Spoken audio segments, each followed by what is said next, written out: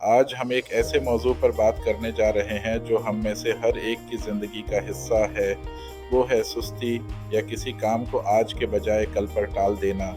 ہم سب نے کبھی نہ کبھی اس کا تجربہ کیا ہے، چاہے وہ امتحانات سے پہلے کا آخری لمحات کا پریشر ہو، کوئی نامکمل پروجیکٹ ہو، یا بس دل میں یہ خیال کہ میں اسے بعد میں کر لوں گا۔ سستی ایک عالمگیر کشمکش ہے جو ہمارے وقت، توانائی اور صلاحیتوں کو نگل لیتی ہے۔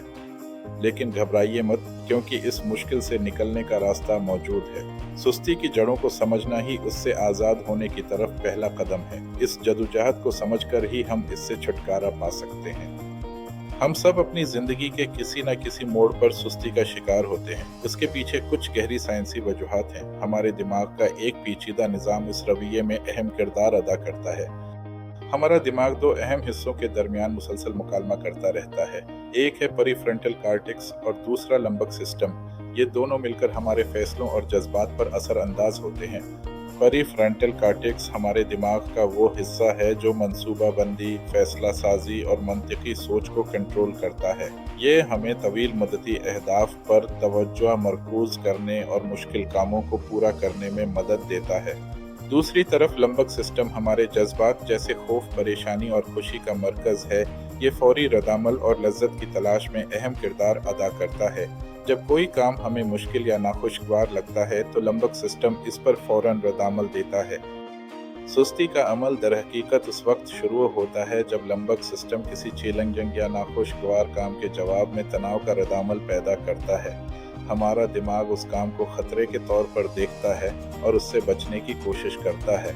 اس تناؤ سے بچنے کے لیے ہم فوری طور پر کسی ایسی سرگرمی کی طرف راغب ہو جاتے ہیں جو ہمیں فوری سکون یا لذت دے سکے۔ یہ سوشل میڈیا ہو سکتا ہے، ویڈیوز دیکھنا یا کوئی اور تفریحی کام۔ یہ رویہ ہمیں اس مشکل کام سے عارضی نجات فراہم کرتا ہے۔ بدقسمتی سے یہ ایک شیطانی چکر بن جاتا ہے۔ فوری لذت کی یہ تلاش ہمیں اصل کام سے دور کر دیتی ہے، جس سے نہ صرف ہمارا کام جمع ہوتا رہتا ہے بلکہ تناؤ اور پریشانی میں بھی اضافہ ہوتا ہے۔ یہ نہ صرف ہماری پیداواری کو کم کرتا ہے بلکہ ہمارے دماغ کو بھی مزید دباؤ میں لے آتا ہے۔ یہ مسلسل ٹال مٹول ہماری کارکردگی پر منفی اثر ڈالتی ہے۔ ہم خود کو پھنسا ہوا محسوس کرتے ہیں اور یہ سلسلہ ہماری ذہنی صحت کے لیے بھی نقصان دہ ثابت ہوتا ہے۔ اس طرح ہم مزید سستی کا شکار ہوتے چلے جاتے ہیں۔ اسلامی تعلیمات سستی کے مسئلے سے نمٹنے کے لیے ایک گہرا اور حوصلہ افزا نقطہ نظر فراہم کرتی ہیں۔ ہمارا دین ہمیں صرف اللہ پر توکل کرنے کا حکم دیتا ہے، لیکن اس کے ساتھ ساتھ یہ بھی سکھاتا ہے کہ ہمیں اپنی پوری کوشش کرنی چاہیے۔ توکل کا مطلب یہ نہیں کہ ہم ہاتھ پر ہاتھ دھرے بیٹھے رہیں اور اللہ کے فیصلے کا انتظار کریں، بلکہ یہ ہے کہ ہم اپنی بھرپور کوشش کریں، تمام دستیاب ذرائع استعمال کریں اور پھر نتیجہ اللہ پر چھوڑ دیں۔ یہ ایک خوبصورت توازن ہے کوشش اور یقین کے درمیان۔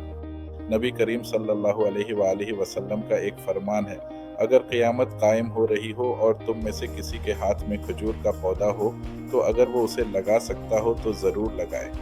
یہ حدیث عمل کی اہمیت پر زور دیتی ہے۔ یہ حدیث ہمیں سکھاتی ہے کہ ہمیں ہر حال میں عمل کرتے رہنا چاہیے، چاہے نتائج کتنے ہی غیر یقینی کیوں نہ ہوں۔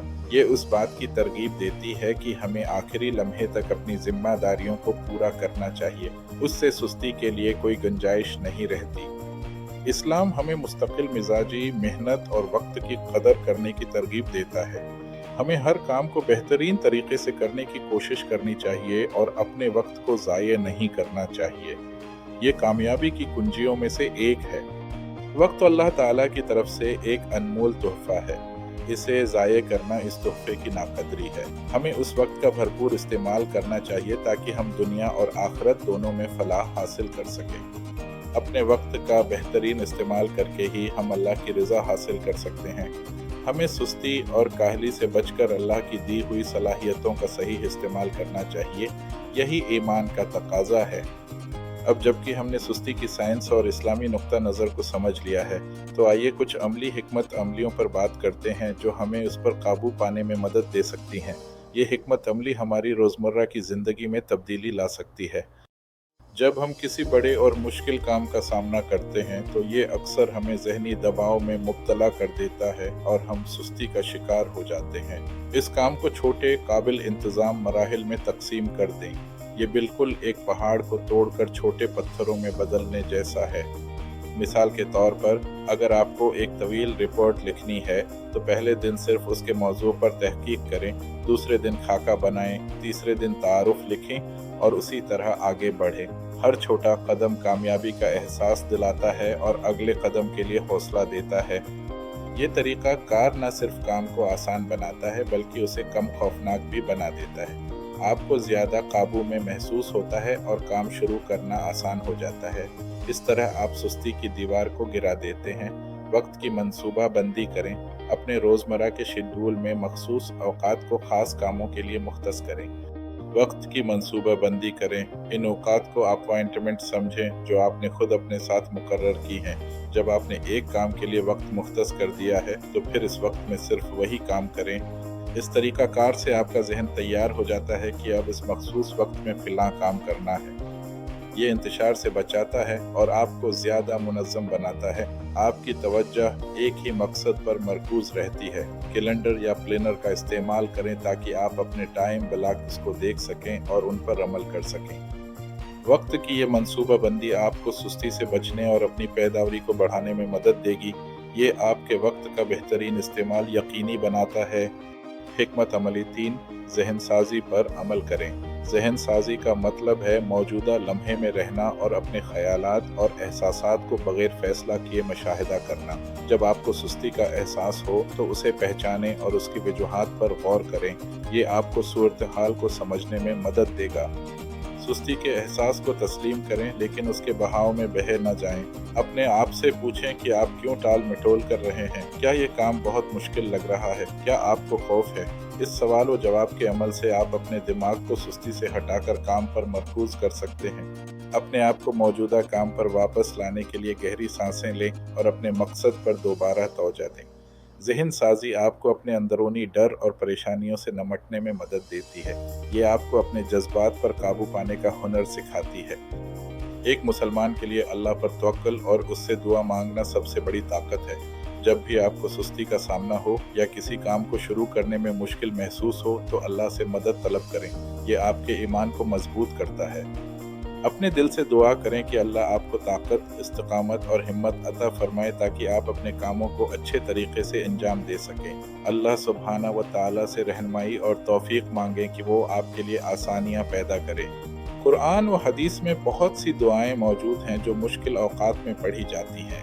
इन दुआओं को अपना मामूल बनाएं और अल्लाह पर भरोसा रखें। अल्लाह की मदद और रहमत यकीनन आपके साथ होगी।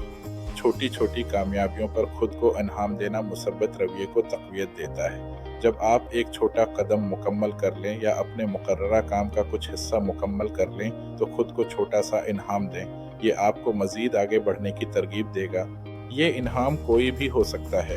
एक मुख्तसर ब्रेक, अपनी पसंदीदा चीज़ खाना या कोई ऐसा काम करना जो आपको खुशी दे।